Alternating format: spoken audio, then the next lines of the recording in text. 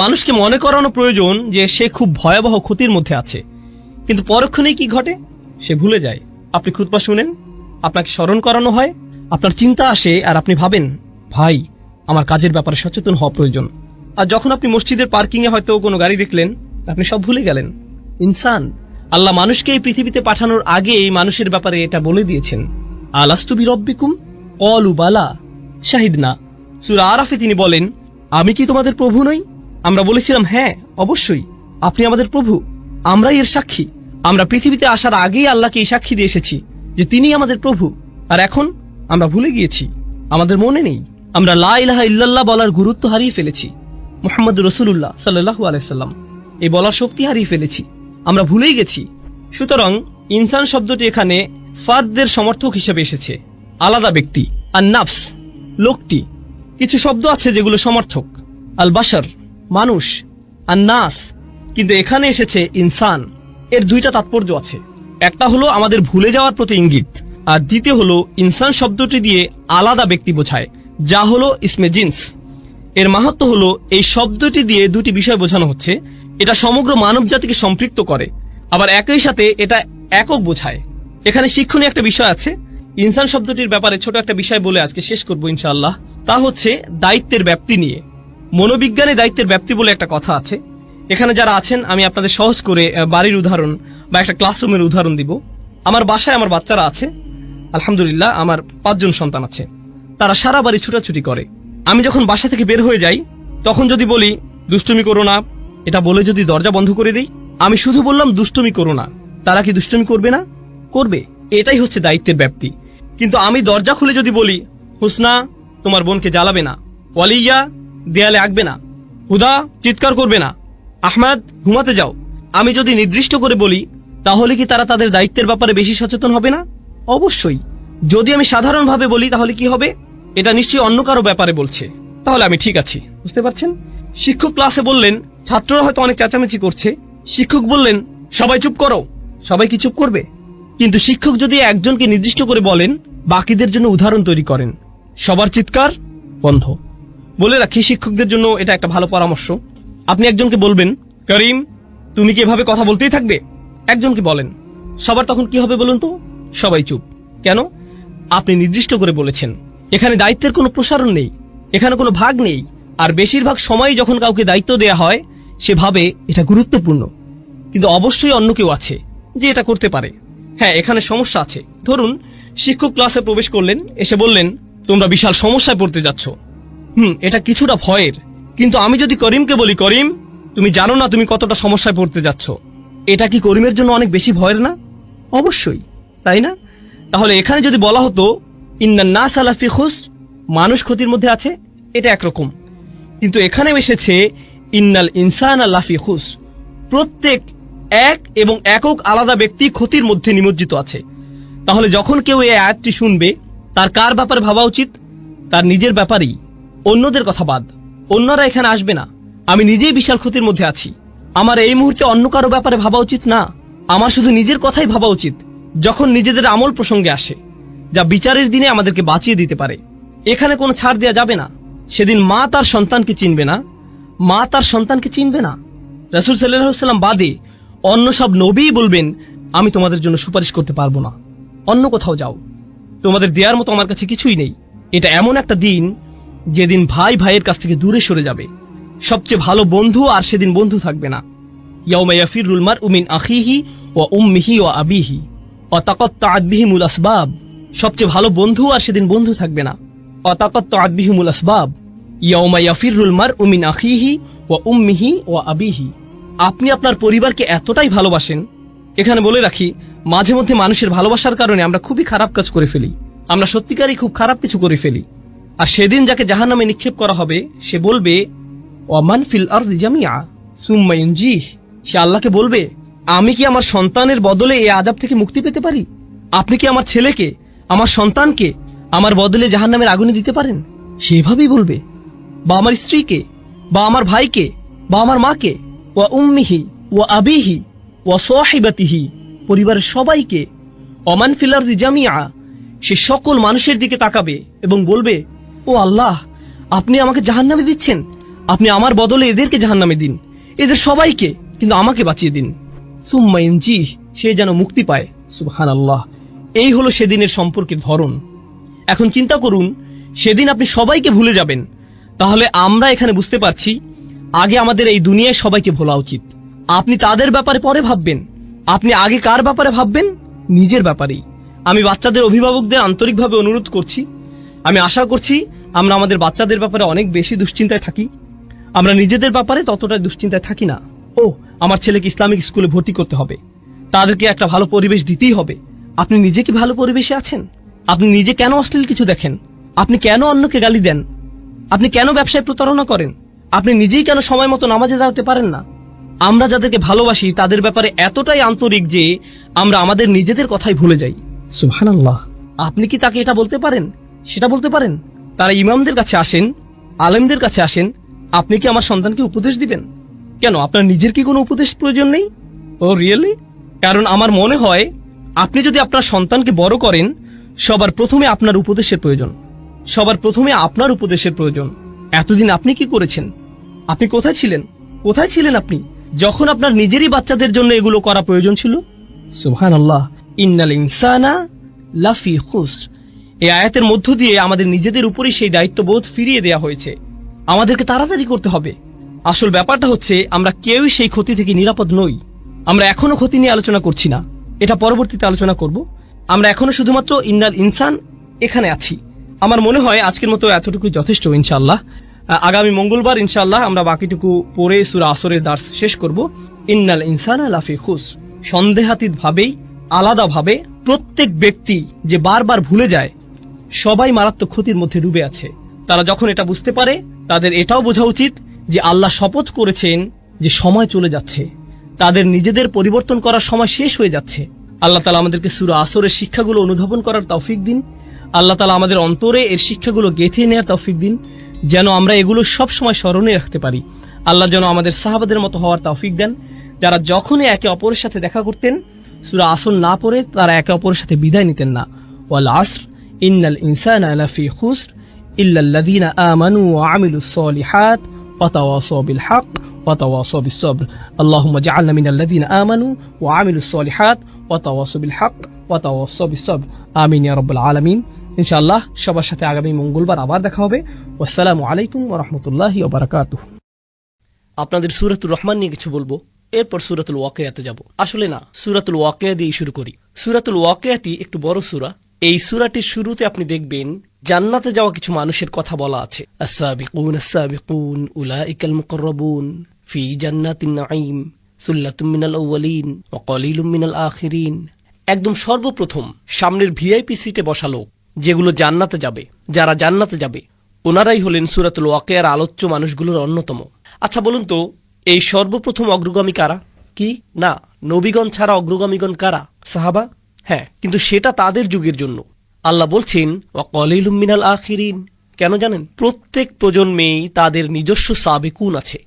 প্রত্যেক প্রজন্মই 2015 সালের নিজস্ব সাবিকুন আছে, 2025 সালেরও কিছু নিজস্ব সাবিকুন আছে। 2055 সালেও যদি আল্লাহ ততদিনে কিয়ামত না আনেন, তাহলে তখনও সে কালের সাবিকুন থাকবেন। বুঝতে পারছেন?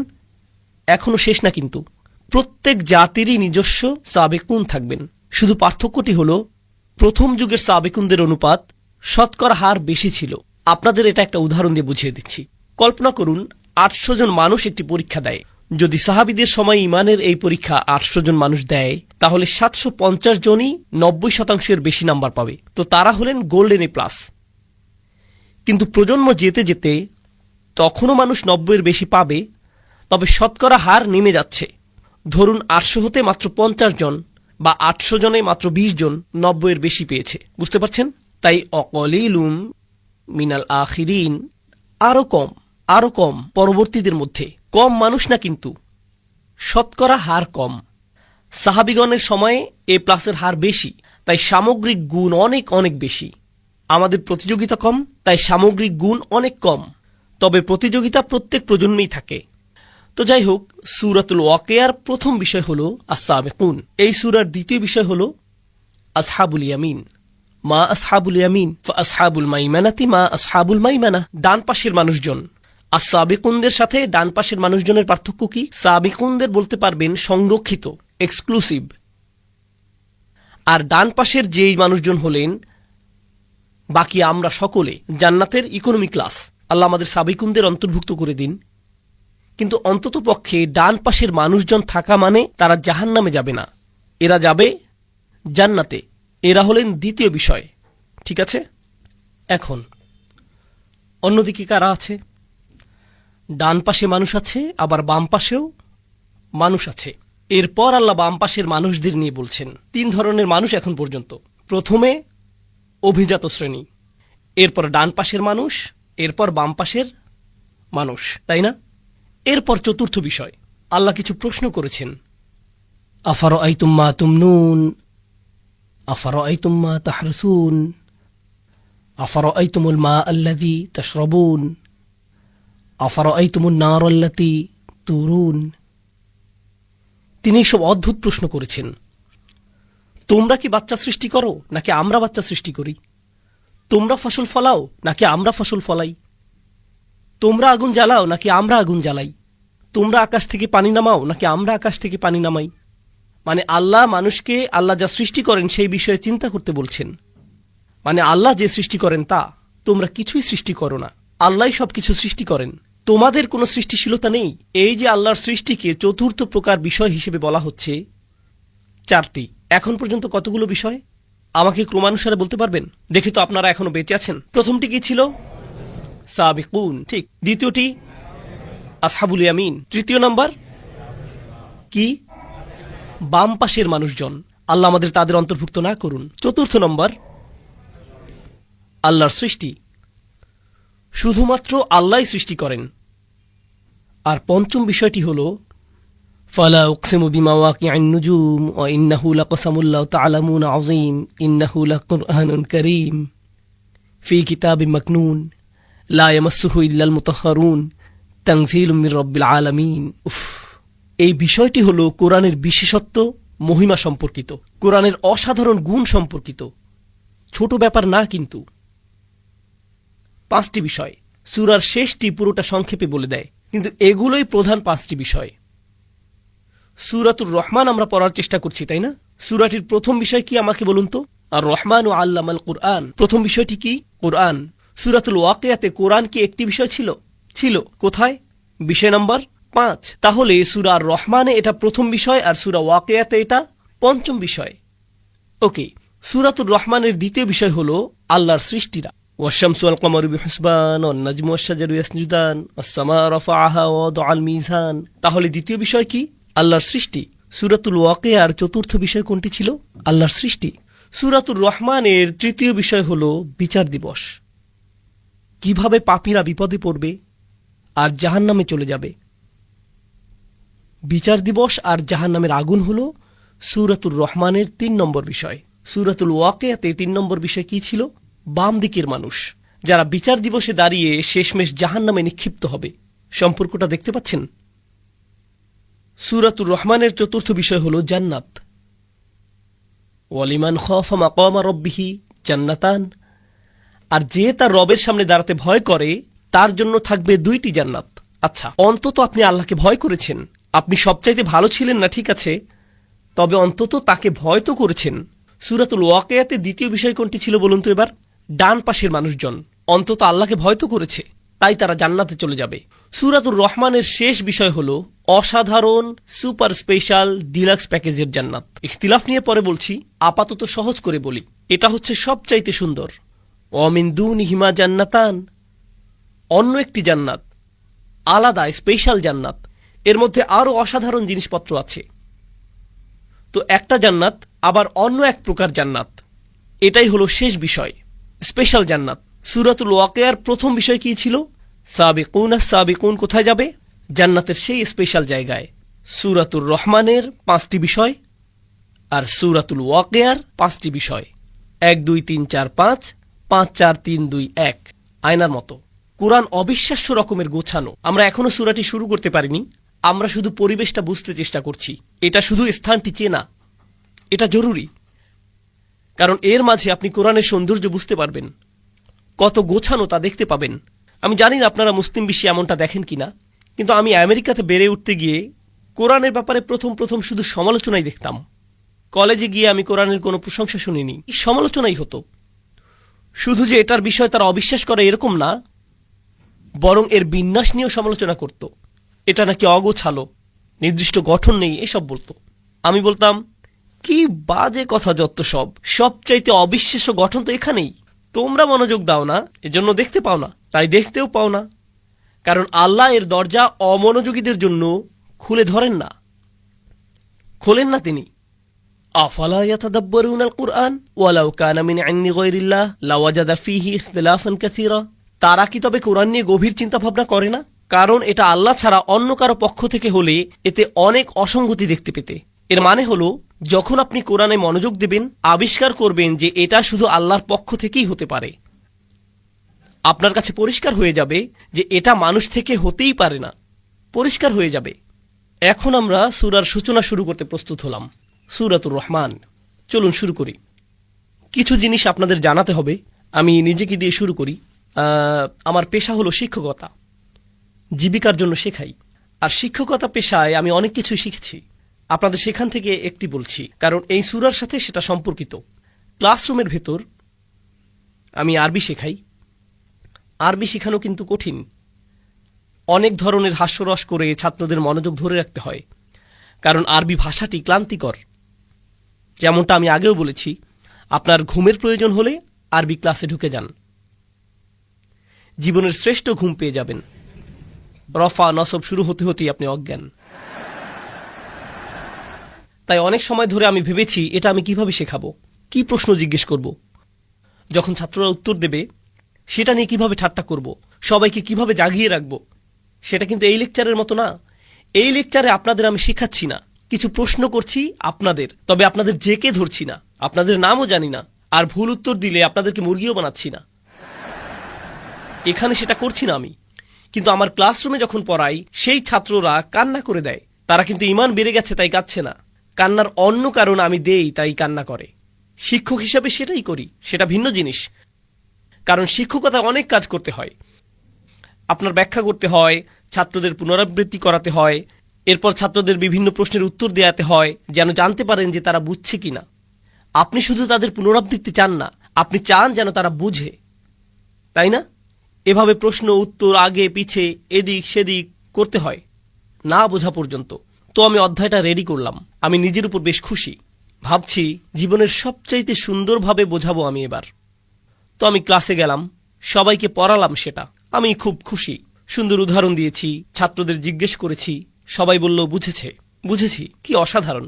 1 ঘন্টা পর একজন ছাত্র হাত তুলল, উস্তাদ আমি বুঝিনি। আচ্ছা ওকে, কোনো সমস্যা নেই, তুমি বোঝুনি? কোন অংশটি বোঝুনি বলো তো? সে বলল, কিছুই বুঝিনি। আপনি কি আবার সবকিছু বুঝিয়ে বলবেন? সবকিছু মানে কি? মানে সবকিছুই। আমি কিছুই বুঝতে পারিনি। এখন ক্লাসের বেশিরভাগ ছাত্র বিরক্ত হয়ে গেল। কিরকম গাধা সে, কি পরিমাণ গর্ধব। 1 ঘন্টা কিছুই বলল না, ঘন্টা শেষে বলছে আমি কিছুই বুঝিনি। তাই আমি বললাম, তোমরা চিন্তা করো না, সমস্যা নেই। তার জন্য আমি আবারও বলবো। তোমাদেরও আরেকবার রিভিউ হয়ে গেল। আর এইবার আমি পুরো ক্লাসের দিকে মনোযোগ দেইনি। কার দিকে মনোযোগ আমার? সেই ছেলেটি। এই বুঝতে পেরেছ? হ্যাঁ, ঠিক ঠিক। আচ্ছা, 1 ঘন্টা পর সে আবার হাত তুলল, উস্তাদ বুঝিনি কিছুই। ওকে, ক্লাসের বাকিরা চলে যেতে পারো। আমি লাঞ্চ করতাম, সেটা বাদ দেই। তুমি আসো আমার কাছে, তোমাকে সরাসরি বুঝিয়ে দিচ্ছি, সেটাই মনে হয় ভালো হবে। আচ্ছা ওস্তাদ। তো আমি তাকে নিয়ে বসলাম, প্রত্যেকটি উদাহরণ ধরে ধরে বুঝালাম যেন বুঝতে পারে। সব শেষে সে আবার বলে, উস্তাদ আমি জানি না আপনি কেমন শিক্ষক, তবে আমি এখনো বুঝি না। না না না, এত সহজে ছাড়ার পাত্র না আমি। তুমি আমার বাসায় চলো, রাতের খাবার খেতে খেতে তোমাকে আরেকবার বোঝাবো। সে বাসায় আসলো, তাকে আবারও সবকিছু বোঝালাম। সব শেষে সে কি বলল? আমি বুঝিনি।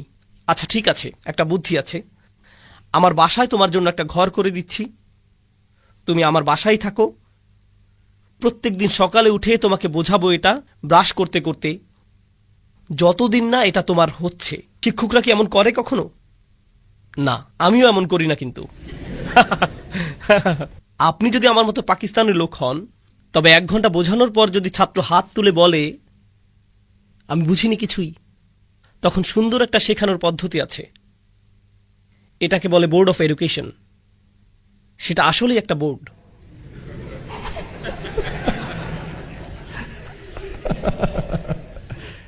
এখন বুঝেছিস? হ্যাঁ, একদম বুঝে ফেলেছি। এখন বুঝবে। শিক্ষকরা এত ধৈর্যশীল না। কতবারই আর বোঝাবেন? বলবেন এত গাধা কেন তুমি, বুঝো না কেন তুমি, তোমার মাথা কাজ করে না কেন, কি সমস্যা তোমার? এটা আমার দোষ না, এটা ছাত্রের দোষ, তাই না? দেখুন, কিন্তু কোরআনের বার্তা, কোরআনের মূল বার্তাটি কিন্তু একদম সোজা, একদম সহজ। আপনি যদি কোরআনের মূল বার্তা সংক্ষেপে লিখতে বলেন, সেটা আমি অর্ধেক কাগজেই লিখতে পারবো, পুরোটাও লাগবে না। কোরআনের বিষয়গুলো কি কি? শুধুমাত্র এক স্রষ্টা, আখিরাত আছে, আগের জাতিগুলো তাদের নবীদের কথা মানেননি, কিছু কাজ আছে হারাম, খুব বেশি কিছু না, কিন্তু সোজা সাপটা, জটিল কিছু না। কুরাইশরা কতদিন যাবৎ কোরআন শিখছে? 1 যুগের বেশি, তাই না? মক্কি কোরআনের কি পুনরাবৃত্তি আছে? আল্লাহ কি বারবার বলেছেন জাতিদের ব্যাপারে? আল্লাহ কি নিজের একত্ব নিয়ে বারবার বলেছেন? ইবাদতের একত্বতা নিয়ে? আল্লাহ কি নবীদের উপর ঈমান আনা নিয়ে পুনরাবৃত্তি করেছেন? আল্লাহ কি হালাল হারাম নিয়ে পুনরাবৃত্তি করেননি? তিনি কি অভাবীদের খেয়াল করা, অন্যদের ক্ষতি না করা নিয়ে পুনরাবৃত্তি করেননি? তিনি এই সব পুনরাবৃত্তি করছেন বারবার। যে কোনো ভালো শিক্ষক শেখানোর জন্য কি করে? সে কি করে? বারবার বলে আল্লাহ করেছেন। আর তাও শুধু 1 ঘন্টা না, 2 ঘন্টা না, 1 মাস না, 2 মাসও না, কতদিন? 1 যুগেরও বেশি সময় যাবত। তাছাড়া কোরআন কিন্তু একটা পাঠ্যক্রম, কোরআন হলো পাঠ্যসূচি। কিন্তু একটা ভালো পাঠ্যক্রম, ভালো বই যথেষ্ট না, আপনার খুব ভালো একজন শিক্ষকও লাগবে। কখনো আপনার কাছে খুব ভালো একটা বই থাকলেও শিক্ষক হয় জঘন্য, তখন কেউ কিছুই শেখে না। তাই আল্লাহ শুধু শ্রেষ্ঠ বইটিই দেননি, তিনি বিশ্ব মানবতাকে সর্বশ্রেষ্ঠ কি দিয়েছেন? শিক্ষক। আর ভালো শিক্ষকের উচিত ছাত্রদের সাথে ধৈর্য ধরা। তারা না শুনলেও তিনি ধৈর্য ধরেন। তিনি কি ভালো শিক্ষক? যত্নশীল শিক্ষক তিনি? বলেন কি সাল্লাল্লাহু আলাইহি সাল্লাম। আর এই ছাত্ররা, কুরাইশরা একদম সহজ জিনিস শুনেও বলে কিছুই বুঝিনি। তারপর তিনি আবারও ব্যাখ্যা করেন, ওয়াকাযালিকা নুসাররিফুল আয়াত, আমরা আয়াত বারবার বদলে দেই। এভাবে যদি না বুঝতে পারো তাহলে এভাবে বুঝবে, ওভাবে যদি না বুঝো তাহলে আসো ওইভাবে বোঝাই, এরপর ওইভাবে বোঝাই, তারপর সেইভাবে। ইয়াদরিবুল্লাহু আমসালা লিন্নাস, আল্লাহ প্রত্যেক মানুষের সহজতার জন্য অনেক উদাহরণ দিয়েছেন, কারণ প্রত্যেক ছাত্র প্রত্যেক উদাহরণ হয়তো বুঝবে না। তাই আল্লাহ একটা উদাহরণ দেন, সেটা না বুঝলে কি করেন? আরেকটা দেন, এরপর আরেকটা, এরপর আরেকটা। জানেন, কোরআনের ভেতর আল্লাহ কোরআনকে তাসরিফুর রিয়াহ এর সাথে তুলনা করেন, বায়ু প্রবাহ। কারণ কিছু বায়ু হালকা, কিছু অনেক জোরে, কিছু বাতাস আসে উত্তর থেকে, কিছু দক্ষিণ থেকে, কিছু পূর্ব থেকে, কিছু পশ্চিম থেকে, কিছু ঠান্ডা আবার কিছুটা উষ্ণ। ঠিক কোরআনের আয়াতের মতো, কিছু আয়াত আপনাকে আনন্দ দেবে, কিছু ভয় দেখাবে, কিছু কষ্ট দেবে, কিছু আপনার প্রেরণা যোগাবে। কোনো আয়াত শেখাবে, কোনোটা অভয় দেবে, কোনোটা আবার শক্তি যোগাবে। বিভিন্ন রকমের বায়ু, ঠিক কোরআনের বিভিন্ন আয়াতের মতো প্রত্যেকটা উপায় গ্রহণ করা হয়েছে। তাছাড়া কিছু ছাত্র গর্দভ হয়, আমি জানি, মনোযোগই দেয় না। এরপর আরেক ধরনের ছাত্র আছে যারা বলে আমি বুঝি না, এরপর বুঝিয়ে বলার পর আবার বলে হ্যাঁ আমি বুঝিনি, আবার বোঝান, সে বলে এই দেখো আমি বুঝিনি। এরা কি ধরনের ছাত্র? এরা ঝামেলাকারী। সে শিক্ষককে নিয়ে মজা করছে, ক্লাসে মজা নিচ্ছে, ভাবছে এই সব কিছুই ঠাট্টার বিষয়, তাই না? একটা ছাত্র আছে, সে আসলেই বুঝেনি। আরেকটা ছাত্র অন্যদিকে, সে সব কিছু খুব ভালো বুঝেছে, এরপরেও কি বলে মজা নেয়? আমি বুঝিনি, কিছুই বুঝলাম না, আপনি খারাপ শিক্ষক। আর এই ধরনের ছাত্ররা যখন শিক্ষক বুদ্ধিমান হয়, যখন শিক্ষক চালাক হন, তিনি ঝামেলাকারীকে চিনে ফেলেন, বুঝে ফেলেন কখন ঝামেলা করছে। আর যখন সেসব করে তখন সেই ছাত্রের কি হয়? একে বলে মুরগি। কিছু শাস্তি দিতে হয়, ঠিক? প্রিন্সিপালের অফিসে যাও, স্কুল থেকে বেরিয়ে যাও। আল্লাহ কি জানেন কারা কোরআন নিয়ে ঠাট্টা করছে, কারা ঠাট্টা করছে? তিনি জানেন। আর তিনি তাদের কাছে কোরআন বারবার বারবার ব্যাখ্যা করছেন সর্বশ্রেষ্ঠ শিক্ষককে দিয়ে, 1 যুগেরও বেশি সময় যাবত। শিক্ষক হিসেবে তবে আল্লাহর কি রাগ করার অধিকার আছে? অবশ্যই আছে। সেই ছাত্রগুলো কি শাস্তি পাওয়ার যোগ্য? অবশ্যই। কিন্তু আল্লাহ কি শাস্তি দিচ্ছেন তাদের? না, কারণ আল্লাহ অন্য কোনো শিক্ষকের মতো নন। তিনি যে কোনো শিক্ষক নন, তিনি আর রহমান, আল্লামাল কুরআন। লাউ কানা দুনা রহমান, রহমান ছাড়া অন্য কেউ যদি হতো কোরআন শেখাচ্ছে, তাহলে বাঁচতে পারত না। বরং আমি অনেক সময় বলি, অনেক সময় যখন এসব ক্লাসগুলো নেই, তখন অডিয়েন্সে বসা কেউ কেউ হাফেজও থাকেন, এমন শিক্ষকও থাকেন যারা বাচ্চাদের কোরআন হিফজ করান। আর হিফজ মাদ্রাসাগুলো, তাহফিজের মাদ্রাসাগুলোর ছাত্ররা তাদের শিক্ষকদের ভয়ে কাতর। তারা যদি সঠিকভাবে সবক দিতে না পারে, একটা দুইটা বা তিনটা ভুল যদি করে, তবে উস্তাদের হাতে পাইপ আছে, চাবির চেইন আছে। বাচ্চার চেহারায় এভাবে চাবি লেগে থাকে। তাই তারা যখন কোরআন শেখার চিন্তা করে, তখন ভাবে দয়ামায়াহীন কিছু একটা। এটা কি দুঃখজনক না? কারণ আল্লাহ স্বয়ং বলছেন, যখন কোরআন শেখানো হয়, কে শেখায়? তিনি কিন্তু বলেননি আল জাব্বার আল্লামাল কুরআন, তিনি বলছেন আর রহমান আল্লামাল কুরআন। আমরাই যখন কোরআন শেখাই, তখন আমি শুধু রাসূলুল্লাহ সাল্লাল্লাহু আলাইহি সাল্লামের সুন্নাহ পরিপূর্ণ করছি না, বরং আমরা স্বয়ং আল্লাহর সুন্নাহ পূরণ করছি। আল্লাহ নিজেই কোরআন শিখিয়েছেন, আমাদেরকে সেটাই নকল করতে হবে। যেমন রসুলের সুন্নাহ নকল করতে হবে সাল্লাল্লাহু আলাইহি সাল্লাম,